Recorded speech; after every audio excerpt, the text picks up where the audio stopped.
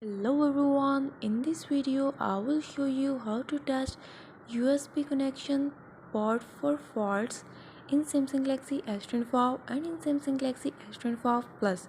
Before starting this video, please subscribe for more videos and watch complete video.